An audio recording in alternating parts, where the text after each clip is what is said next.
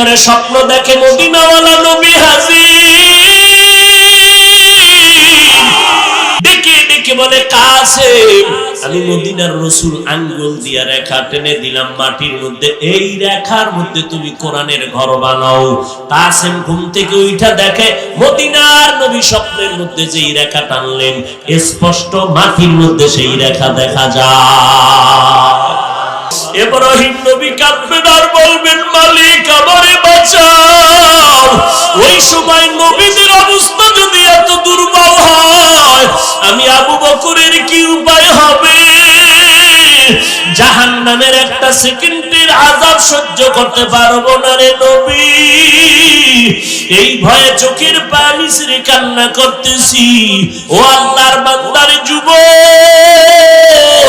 আবু বকরের মতো জান্নাতের টিকিট পাইও যদি কান্না করে, তোমার আমার কি পরিমাণ কান্না দরকার?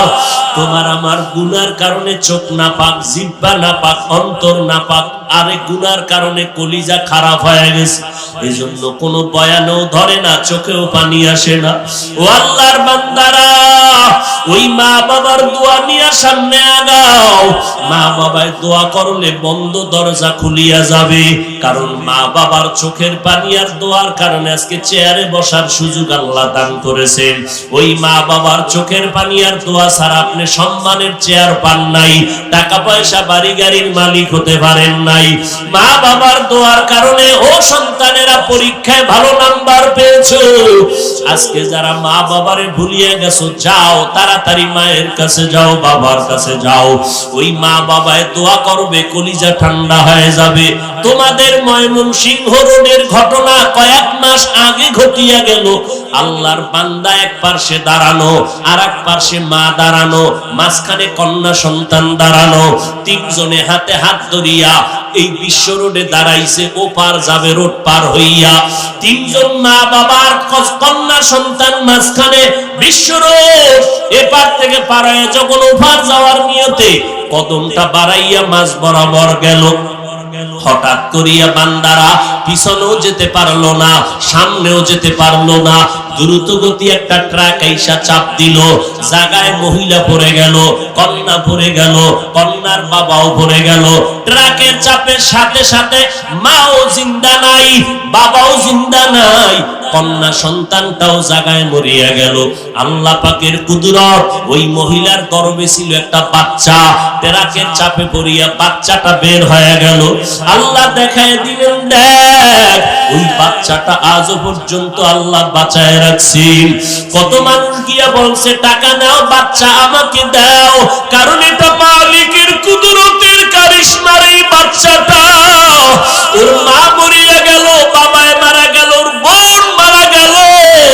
যেই ট্রাকের চাপায় পড়ে মা মরলো, বাবায় মরলো, কন্যা সন্তান মরে গেল, অথচ এই মহিলার গর্ভের বাচ্চা বের হইয়া বেঁচে রইল।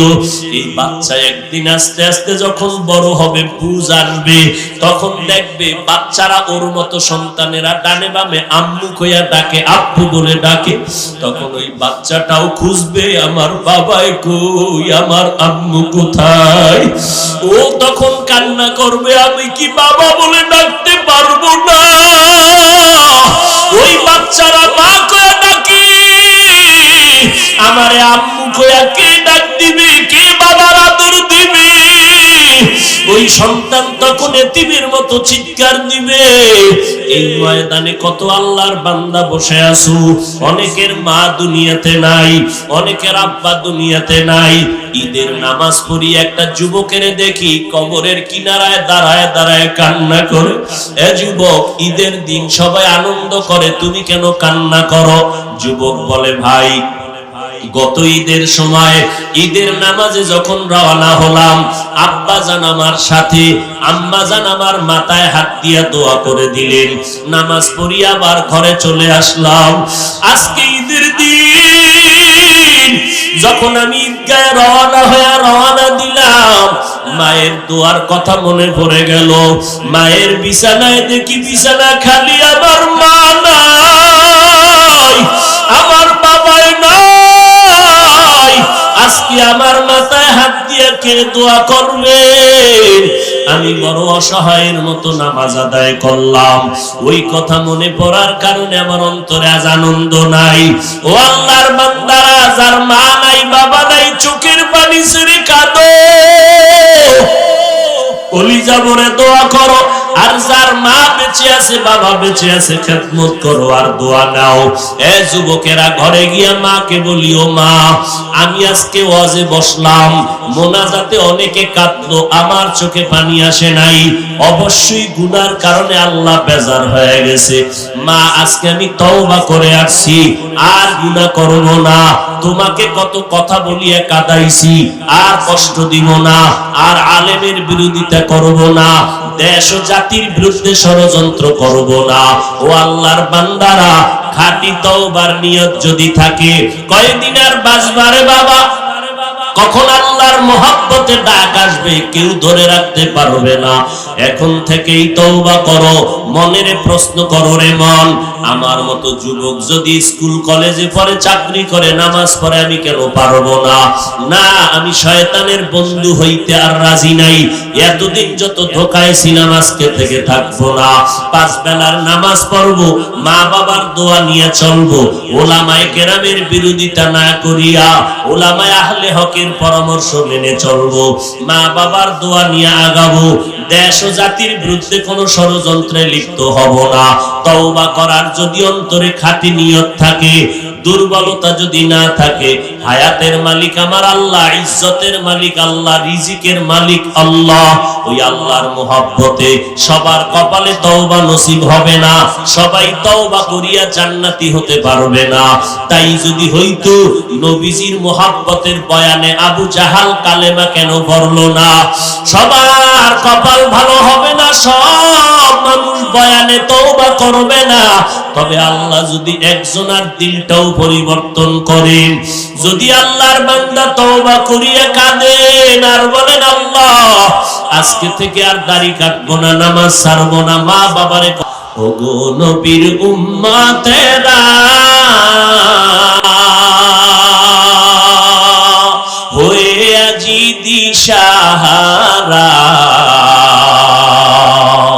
কোরআন হাদিসের চলো যখন যাহা চায় মনে, নবী বিনে কে তরবে ফুসিরাত মিজানে, নবী বিনে কে তরবে ফুসিরাত মিজানে।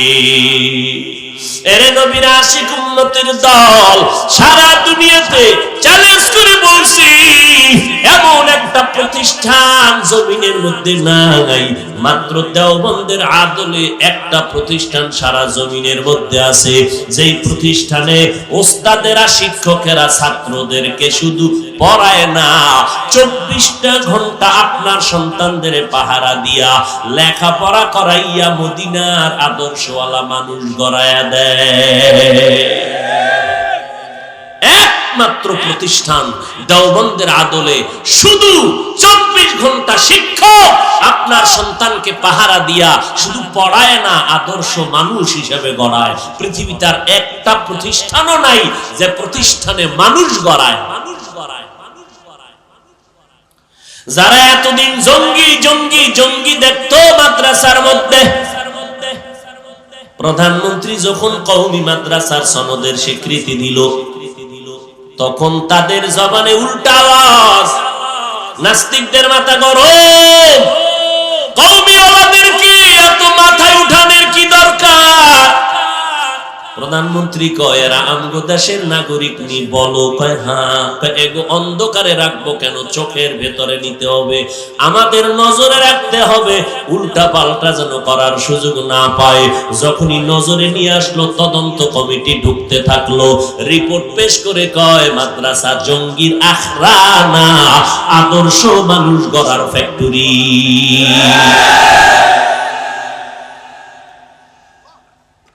এখন কওমিওয়ালা গো, ওই দালালেরা কয় এরা সরকারের দালাল। কারা কয়? ইসলামের ব্যানারওয়ালা ভণ্ডরা। কিওয়ালা ভণ্ড? হ্যাঁ বলেন, কিওয়ালা ভণ্ড? ইসলামের ব্যানারওয়ালা ভণ্ড, বড় মারাত্মক। তুমি পাখিরে গুলি মাইরা খাও, কোনো আফসোস নাই, কিন্তু দরবেশের বেশ ধরলা কেন? মাদ্রাসার বিরোধিতা করবা, নবীর বিরোধিতা করবা, কোরআনের বিরোধিতা করবা, ইসলামের ব্যানার টানাইয়া কেন বেঈমানের কাতারে যাও? ইসলামের ব্যানার টানাইয়া কেন দাও? তবে ভালো করে মনে রাখবা, এই জমিন আলেম ওলামাদের জমিন, এই জমিন আহলে হকদের জমিন। যতই স্বপ্ন দেখো এই জমিনে আহলে হক আছেন, কোনদিন বাতিলের স্বপ্ন পূরণ হবে না। আল্লাহর নবী বলেন, আমার অনুসরণ যারা চাও তোমরা উলামা আহলে হকের অনুসরণ করিও। এখন কেমনে বুঝবেন উলামা আহলে হক কারা? বুঝার উপায় নাই। স্বর্ণ আর সিটি গোল্ডের কালার যেমন এক, ভণ্ড আর হক্কানি আলেমদের লেবাস পোশাক ডিজাইনও এক। কেমনে চিনবেন? চিনতে গেলে গভীরে ঢোকা লাগবে। তবে সাময়িকভাবে বলতে পারবো এতটুকু, যাদের কথার মধ্যে দেখবেন মুহাব্বত ভরা, যাদের ব্যবহার সুন্দর, যাদের মুহাব্বতের কথায় মানুষ আমলওয়ালা হয়, দিল নরম হয়, চোখে পানি আসে, গুনাহ সারিয়া মানুষ নেক আমল করে, এই রকম উলামায়ে কেরাম হলেন আহলে হক। এরে নবীর উম্মতের দল, আল্লাহ তাআলা বলেন, দুইটা আদেশ দিলাম, আমাকে ভয় করো, জবানটারে কন্ট্রোল করো। এরে নবীর উম্মতের দল, আল্লাহর ভয় অন্তরের মধ্যে যদি জমা করতে চাও, উলামা আহলে হকের সোহবত ছাড়া কখনো সম্ভব হবে না। ও নবীর উম্মতের দল, যতই বাহাদুরি করো, আজ আমি বক্তা হইয়া মনে করি এত মানুষ ময়দানে সব আমার ভক্ত।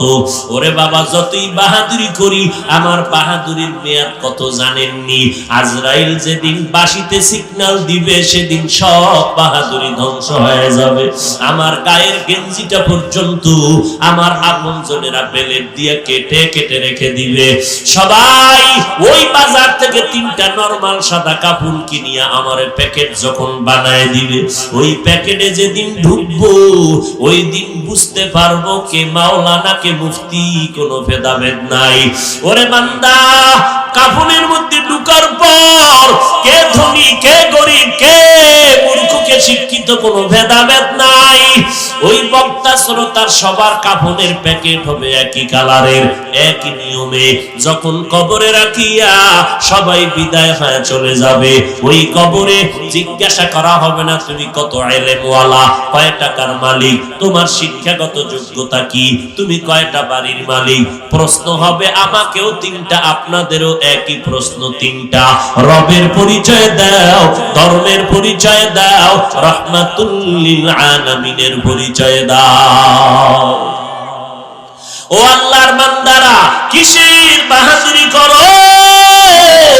যমুনা গ্রুপের মালিক কত হাজার হাজার কোটি টাকার মালিক, করোনায় যখন ধরিয়েই ফেললো, বলে আমাকে স্টাম্প দাও, কলম দাও, কত হাজার কোটি টাকা চাও, ডাক্তার নিয়ে যাও, আমারে বাঁচাইয়া দাও, প্রয়োজনে স্পেশাল ফ্লাইটে সিঙ্গাপুরে নিয়ে আমার চিকিৎসা করো, আমাকে সুস্থ করো, হাজার কোটি টাকা দিতে আমি প্রস্তুত।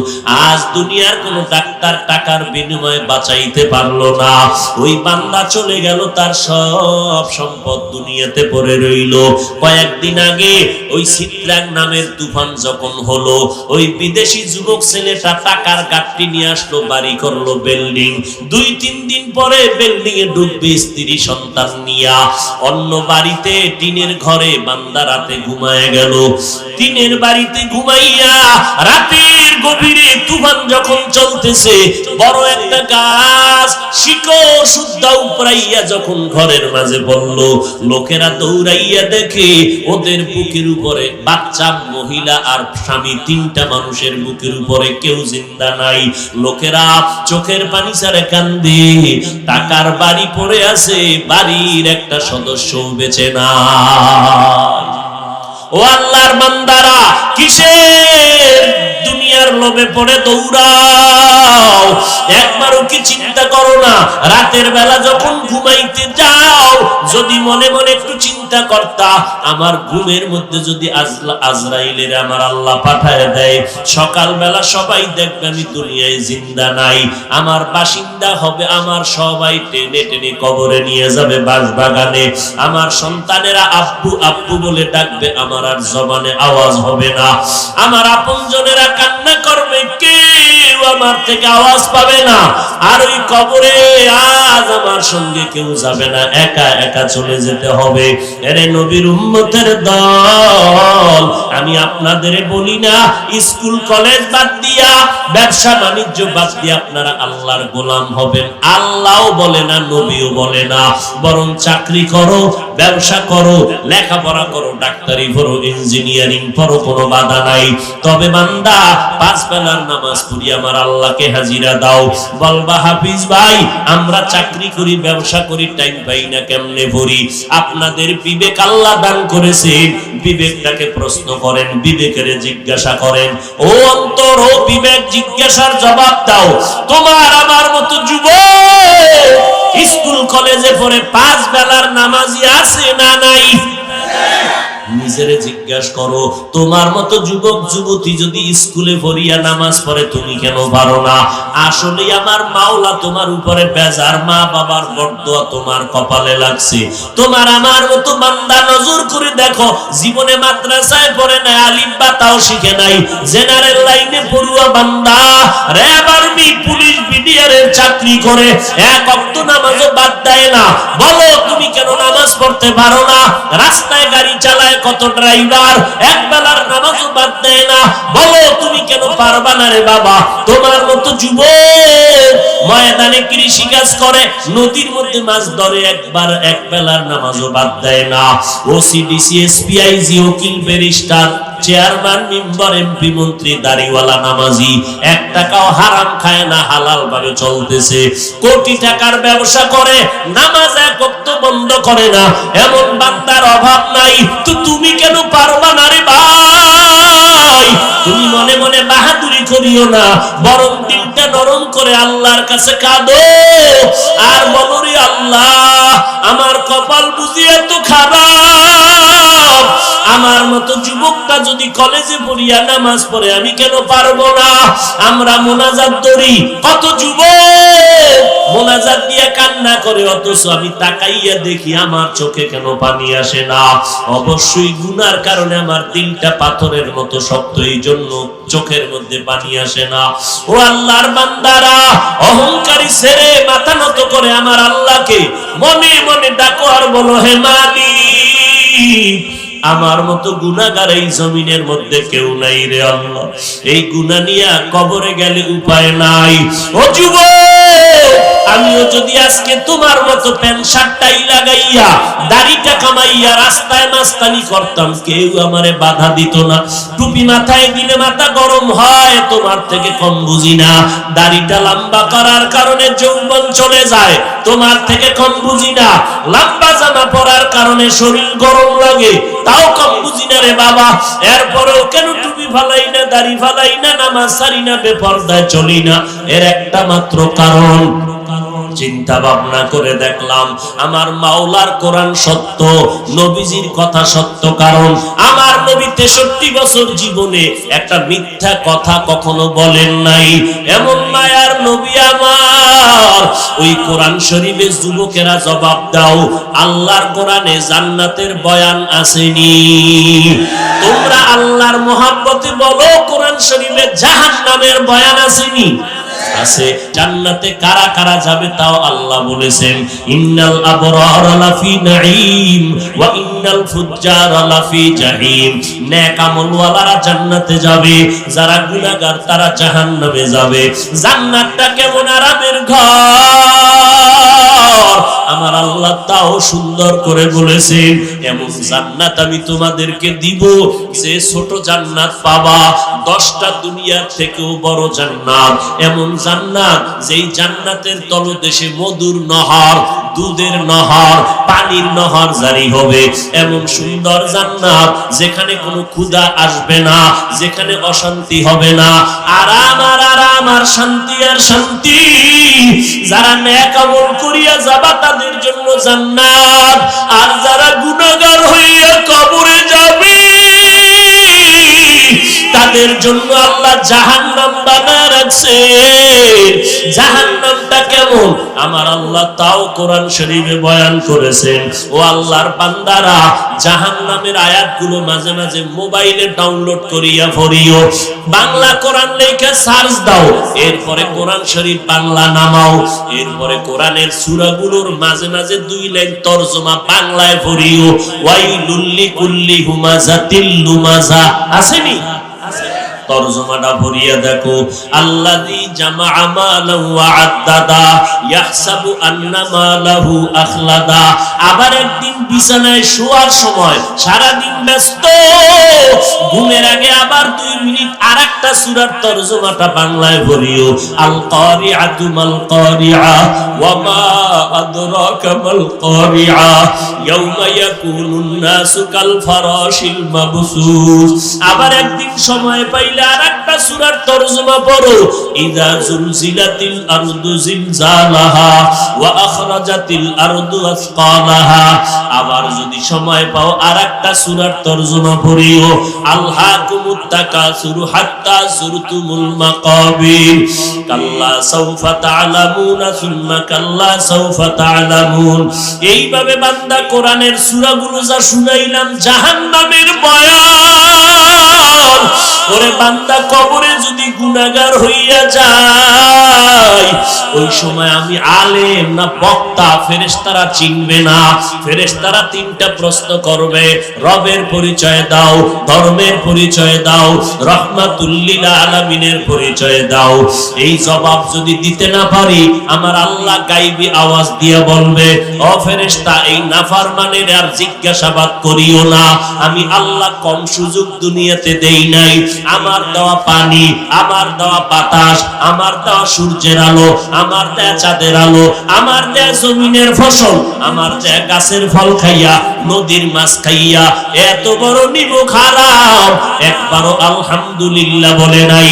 ওলামায়ে কেরাম পায়ে ধরিয়া ধরিয়া নামাজের দাওয়াত দিত, একদিন বেলার নামাজও মসজিদে যায় নাই, বরং এই নাফরমান এত খারাপ নিজেও নামাজ পড়ে নাই, যারা নামাজ পড়তো তাদেরও পছন্দ করে নাই, নিজেও দাড়িটা লম্বা করে নাই, যারা দাড়ি রাখতো তাদেরও পছন্দ করে নাই, নিজেও পর্দা করে নাই, যারা পর্দা করতো তাদেরকেও পছন্দ করে নাই, নিজেও হালাল খায় নাই, অন্যেরা হালাল খাইলে তাও পছন্দ করে নাই, নিজেও বান্দা নবীর সুন্নাত মানে নাই, যারা মানতো তাদের পছন্দ করে নাই, নিজেরা আল্লাহর জিকির করে নাই, যারা জিকির করতো তাদেরও পছন্দ করে নাই। এখন আর দেরি না করিয়া কবরের ভিতরে জাহান্নামের বিছানা বিছাইয়া দাও, জাহান্নামের সাথে রাস্তা খুলে দাও। আমার আল্লাহ গায়বী আওয়াজ দিয়ে কবরের ফেরেশতাকে বলবে, একটা না দুইটা না 99টা সাপ কবরে পড়ে যাবে। এরপরে আমার আল্লাহ বলবে, ওরে কবরের মাটি, এই গুনাহগারের 2 পার্শ্ব থেকে জোরে জোরে চাপ দাও। এত জোরে চাপ দিবে পাজরের হাড় চুরমার হয়ে যাবে। এর যুবক, মদিনার নবী বলেন, জাহান্নামের বয়ান যখন শুনবা চোখের 2টা পানি সারিয়া মাওলার কাছে ক্ষমা চাইবা। আল্লাহকে বলবা, আল্লাহ তুমি চোখ মেহেরবানি করে জাহান্নাম থেকে মুক্তি দাও। ও ভাইরা, আমরা তো কোনো মানুষের কাতারেই নাই। যারা আসল মানুষ সাহাবায়ে কেরাম জান্নাতের টিকিট পাইছেন কয়জনে? 10 জন। এর মধ্যে 1 আমার আবু বকর, 2 ওমর, 3 ওসমান, 4 হযরত আলী। এইভাবে 10 জন সাহাবা জান্নাতের টিকিট পাইলেন। ইলমেও তারা উপরে, আমলেরও দুর্বলতা নাই, তাকওয়ার লাইনে অনেক উপরে। এরপর আবু বকরের মতো বান্দা জাহান্নামের ভয়ে চোখের পানি সারিয়া নামাজে দাঁড়ায় দাঁড়ায় কান্না করে। আল্লাহর নবী বলেন, আবু বকর নামাজে দাঁড়াইয়া কেন আপনি রাতের বেলা কাঁদলেন মদিনার নবীর কথায়। আবু বকর বলে, নবী হাসরের ময়দানে ভয় কান্না করেছি। বলে, আপনার নামে তো জান্নাতের টিকিট আইসা পড়ছে, এরপরও কাঁদেন কেন? নবীজিকে আবু বকর ডেকে বলেন, নবী কিয়ামতের ময়দানে যেদিন আপন বলতে কেউ থাকবে না, সূর্যটা মাথার উপরে নেমে আসবে, সূর্যের গরমে জমিনটা হয়ে যাবে তামা। ওদিকে বেঈমান নাফরমান গুলো চিল্লাইতে থাকবে জাহান্নামের আওয়াজের ভয়ে। এই সময় আল্লাহ যদি আমি আবু বকরকে ডাক দিয়ে কয়, রে আবু বকর, জীবনে জান্নাত কামাইয়ের জন্য কি করছো? আমি বলবো, আল্লাহ নামাজ পড়ছি, রোজা রাখছি, কোরআন পড়ছি। আল্লাহ যদি বলে, আবু বকর, তোমার একটা আমলও আমার পছন্দ হয় নাই, তোমার জান্নাত তুমি আমারে ফিরায় দাও, আর তোমার আমল নিয়ে তুমি জাহান্নামে যাও। আমার আল্লাহ যদি রাগ করিয়াই বলে, এরে জাহান্নামের ফেরেশতা, আবু বকরের হাতের মধ্যে হ্যান্ডকাপ লাগাইয়া দাও, জাহান্নামের হ্যান্ডকাপ। তখন আমি আবু বকরের তো কোনো উপায় হবে না, কারণ আপনিই তো বয়ান করিয়া বলছেন নবী হাসরের ময়দান এত ভয়ঙ্কর হবে যে নবীরা পর্যন্ত ভয়ে কান্না শুরু করবেন। মুসা নবী উম্মতের ভুলিয়া বলবেন, নাফসি নাফসি, আমারে বাঁচাও। ঈসা নবী কাঁদবেন আর বলবেন, আল্লাহ আমাকে বাঁচাও। ইব্রাহিম নবী কাঁদবেন আর বলবেন, মালিক আমারে বাঁচাও। ওই সময় নবীদের অবস্থা যদি এত দুর্বল হয়, আমি আবু বকরের কি উপায় হবে? জাহান্নামের একটা সেকেন্ডের আযাব সহ্য করতে পারবো না রে নবী। এই ভয়ে চোখের পানি ছেড়ে কান্না করতেছি। ও আল্লাহর বান্দার যুবক, আবু বকরের মতো জান্নাতের টিকিট পাইও যদি কান্না করে, তোমার আমার কি পরিমাণ কান্না দরকার?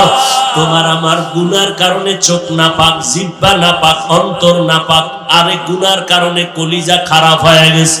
এজন্য কোনো বয়ানও ধরে না, চোখেও পানি আসে না। ও আল্লাহর বান্দারা, ওই মা বাবার দোয়া নিয়ে সামনে আগাও। মা বাবায় দোয়া করলে বন্ধ দরজা খুলিয়া যাবে, কারণ মা বাবার চোখের পানি আর দোয়ার কারণে আজকে চেয়ারে বসার সুযোগ আল্লাহ দান করেছেন। ওই মা বাবার চোখের পানি আর দোয়া ছাড়া আপনি সম্মানের চেয়ার পান নাই, টাকা পয়সা বাড়ি গাড়ির মালিক হতে পারেন নাই। মা বাবার দোয়ার কারণে ও সন্তানেরা পরীক্ষায় ভালো নাম্বার পেয়েছো।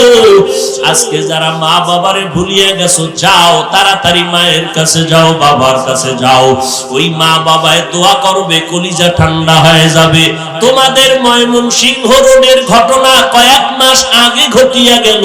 আল্লাহর বান্দা এক পাশে দাঁড়ানো, আর এক পাশে মা দাঁড়ানো, মাঝখানে কন্যা সন্তান দাঁড়ানো, তিনজনে হাতে হাত ধরিয়া এই বিশ্ব রোডে দাঁড়াইছে। ওপার যাবে রোড পার হইয়া, তিনজন মা বাবার কন্যা সন্তান মাঝখানে বিশ্ব রোড। এপার থেকে পার হয়ে যখন ওপার যাওয়ার নিয়তে কদমটা বাড়াইয়া মাঝ বরাবর গেল, হঠাৎ করিয়া বান্দারা পিছনেও যেতে পারলো না, সামনেও যেতে পারলো না। দ্রুত গতি একটা ট্রাক আইসা চাপ দিল, জায়গায় মহিলা পড়ে গেল, কন্যা পড়ে গেল, কন্যার বাবাও পড়ে গেল। ট্রাকের চাপের সাথে সাথে মাও জিন্দা নাই, বাবাও জিন্দা নাই, কন্যা সন্তানটাও জায়গায় মরিয়া গেল। আল্লাহ পাকের কুদরত, ওই মহিলার গর্ভে ছিল একটা বাচ্চা, ট্রাকের চাপে পড়িয়া বাচ্চাটা বের হয়ে গেল। আল্লাহ দেখায় দিলেন, দেখ ওই বাচ্চাটা আজও পর্যন্ত আল্লাহ বাঁচায় রাখছেন। কত মানুষ গিয়া বলছে, টাকা নাও, বাচ্চা আমাকে দাও, কারণ এটা মালিকের কুদরতের কারিশমার। এই বাচ্চাটা, ওর মা মরিয়া গেল, বাবায় মারা গেল, ওর বোন মারা গেল। যেই ট্রাকের চাপায় পড়ে মা মরলো, বাবায় মরলো, কন্যা সন্তান মরে গেল, অথচ এই মহিলার গর্ভের বাচ্চা বের হইয়া বেঁচে রইল। এই বাচ্চা একদিন আস্তে আস্তে যখন বড় হবে, বুঝ আসবে, তখন দেখবে বাচ্চারা ওর মতো সন্তানেরা ডানে বামে আম্মু কইয়া ডাকে, আব্বু বলে ডাকে। তখন ওই বাচ্চাটাও খুঁজবে, আমার বাবাই কই, আমার আম্মু কোথায়। ও তখন কান্না করবে, আমি কি বাবা বলে ডাকতে পারবো না। ওই বাচ্চারা মা কইয়া ডাকে, আমারে আম্মু কইয়া কে ডাক দিবে, কে যখন এতিমের মতো চিৎকার দিবে, এই ময়দানে কত আল্লাহর বান্দা বসে আছো, অনেকের মা দুনিয়াতে নাই, অনেকের আব্বা দুনিয়াতে নাই। ঈদের নামাজ পড়ি একটা যুবকের দেখি কবরের কিনারায় দাঁড়ায় দাঁড়ায় কান্না করে। এ যুবক, ঈদের দিন সবাই আনন্দ করে, তুমি কেন কান্না করো? যুবক বলে, ভাই, গত ঈদের সময় ঈদের নামাজে যখন রওনা হলাম, আব্বা জান আমার সাথে, আম্মা জান আমার মাথায় হাত দিয়া দোয়া করে দিলেন। নামাজ পড়ি আবার ঘরে চলে আসলাম। আজকে ঈদের দিন যখন আমি ঈদগাহে রওনা দিলাম, মায়ের দোয়ার কথা মনে পড়ে গেল। মায়ের বিছানায় দেখি বিছানা খালি, আমার মা নাই, আমার বাবাই নাই। আজকে আমার মাথায় হাত দিয়ে কে দোয়া করবে? আমি বড় অসহায়ের মতো নামাজ আদায় করলাম। ওই কথা মনে পড়ার কারণে আমার অন্তরে আজ আনন্দ নাই। ও আল্লাহর বান্দারা, যার মা নাই বাবা নাই, চোখের পানি ছেড়ে কাঁদো, কলিজা ভরে দোয়া করো। আর যার মা বেঁচে আছে, বাবা বেঁচে আছে, খেদমত করো আর দোয়া নাও। এ যুবকেরা, ঘরে গিয়া মাকে বলিও, মা, আমি আজকে ওয়াজে বসলাম, মোনাজাতে অনেকে কাঁদলো, আমার চোখে পানি আসে নাই। অবশ্যই গুনার কারণে আল্লাহ বেজার হয়ে গেছে। মা, আজকে আমি তওবা করে আসছি, আর গুনাহ করব না। তোমাকে কত কথা বলিয়া কাঁদাইছি, আর কষ্ট দিব না, আর আলেমের বিরোধিতা করব না, দেশ ও জাতির বিরুদ্ধে ষড়যন্ত্র করব না। ও আল্লাহর বান্দারা, খাঁটি তওবার নিয়ত যদি থাকে, কয়দিন আর বাঁচবারে বাবা? কখন আল্লাহর মহব্বতে ডাক আসবে কেউ ধরে রাখতে পারবে না। এখন থেকেই তওবা করো। মনের প্রশ্ন করো, রে মন, আমার মতো যুবক যদি স্কুল কলেজে পড়ে, চাকরি করে, নামাজ পড়ে, আমি কেন পারবো না? না, আমি শয়তানের বন্ধু হইতে আর রাজি নাই। এতদিন যত ধোঁকায় ছিলাম, আজকে থেকে থাকবো না। 5 বেলার নামাজ পড়বো, মা বাবার দোয়া নিয়ে চলবো, ওলামায়ে কেরামের বিরোধিতা না করিয়া ওলামায়ে আহলে হকের পরামর্শ মেনে চলবো, মা বাবার দোয়া নিয়ে আগাবো। দেশ ও জাতির বিরুদ্ধে কোনো ষড়যন্ত্রে লিপ্ত হব না। তওবা করার যদি অন্তরে খাঁটি নিয়ত থাকে, দুর্বলতা যদি না থাকে, হায়াতের মালিক আমার আল্লাহ, ইজ্জতের মালিক আল্লাহ, রিজিকের মালিক আল্লাহ, ওই আল্লাহর মহব্বতে সবার কপালে তওবা নসিব হবে না। সবাই তওবা করিয়া জান্নাতি হতে পারবে না। তাই যদি হইতো, নবীজির মহব্বতের বয়ানে আবু জাহাল কালেমা কেন পড়লো না? সবার কপাল ভালো হবে না, সব মানুষ বয়ানে তওবা করবে না। তবে আল্লাহ যদি একজনের দিলটাও পরিবর্তন করেন, যদি আল্লাহর বান্দা তওবা করিয়া কাঁদেন আর বলেন, আল্লাহ, আজকে থেকে আর দাড়ি কাটবো না, নামাজ ছাড়বো না, মা বাবারে কষ্ট দিব না, আলেমদের বিরোধিতা করব না, দেশের বিরুদ্ধে জাতির বিরুদ্ধে ষড়যন্ত্র করব না, একজনের বরকতে মাহফিল কবুল হবে, আমরাও নাজাত পাওয়ার আশাবাদী। অতএব যাদের অন্তরে খাঁটি তওবার নিয়ত আছে, দুর্বলতা নাই, এমন খাঁটি নিয়তওয়ালা যারা তওবার অন্তরে নিয়ত করলেন, তাদেরকে বলবো, তওবার খাঁটি নিয়ত যাদের আছে, দুটো হাত আমার আল্লাহকে দেখাইয়া দেই। আয় আল্লাহ, হাতগুলো কবুল করে নেন, তওবা কবুল করে নেন, তওবার উপরে মজবুত হইয়া চলার মতো তৌফিক দান করেন, আমিন। আলহামদুলিল্লাহি রাব্বিল আলামিন, ওয়াসসালাতু ওয়াসসালামু বানানোর চেষ্টা করেন। আর আমার আল্লাহকে বলেন, আল্লাহ, নেককার সন্তানের মা বাবা বানাইয়া দাও। আয় আল্লাহ, আমার মা বোনেরা হাত তুলেছেন, মেহেরবানি করে আমাদের জীবনের গুনাহগুলো মাফ করে দেন। আয় আল্লাহ, মাহফিল কবুল করে নেন, আয়োজনকারী সহযোগিতাকারীদের কবুল করে নেন, সারা দুনিয়াবাসীকে মাফ করে দেন। এখনো যারা চেষ্টা করে কবুল করে নেন। আয় আল্লাহ, প্রশাসনিক ভাবে যারা কাজ করে দিনদার বানায় দেন। সরকার বাহাদুর থেকে সকল জনপ্রতিনিধিদেরকে দিনদার বানায় দেন। আয় আল্লাহ তাআলা, আমাদের সকলের দিলের নেক আশা পূরণ করে দেন।